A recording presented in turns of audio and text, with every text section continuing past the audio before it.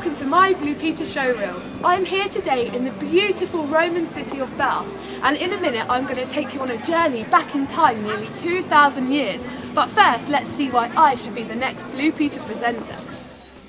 Hello Blue Peter! I'm Amy Stringer and I'm 22 and a half years old. I really love an adventure and a challenge, and last year I climbed the 3 highest mountains in England, Scotland and Wales, which is the Three Peaks Challenge. I also rollerbladed an entire marathon, which is 26 miles, and run a half marathon, which is 13 miles. On top of all of that, I was splattered in the face for children in need with gunge and baked beans. I've got a real interest in journalism and media, and I've got a media communications degree.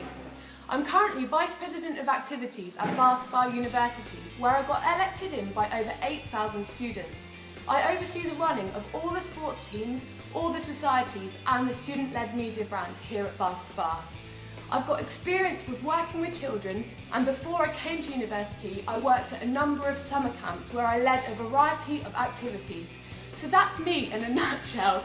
Now let's head back to the Roman Baths. We are at the Roman Baths, which is one of the last surviving Roman baths in England. So let's take a look inside. Behind me we have what the Romans named the Sacred Spring. It was built in 75 AD when the Romans found a natural water spring under the city of Bath. The Romans would have used to come to this exact spot to relax, to wash and meet their friends. The Romans taught us a lot. In fact, some of the English language comes from Latin, which is what the Romans used to speak. Another thing the Romans taught us was the art of mosaics. Typically, the Romans would have used this as decoration on their walls and on the floor. But today, we're going to try and make our own paper mosaics. They're really fun to make and really easy. All you need is a square grid of paper, and you can make this yourself with a pencil and ruler or print it off the internet. You need a glue stick, some coloured pencils and some coloured paper. So, first of all you need to decide what you want your mosaic to be. I've got some examples here of some Roman mosaics.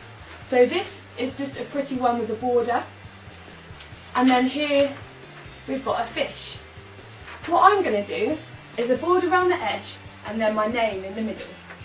So I'm going to start planning where I want my border to be with my coloured pencils.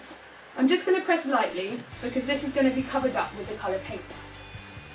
So, I'm going to keep planning where I want everything to be, and then you should finish with something like this.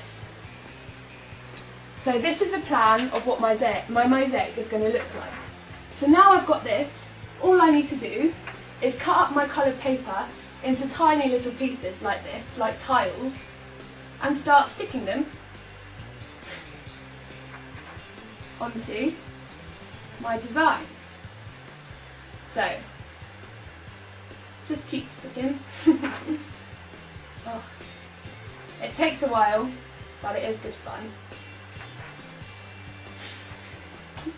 And then, if you keep going with that, you should finish with something that looks like this.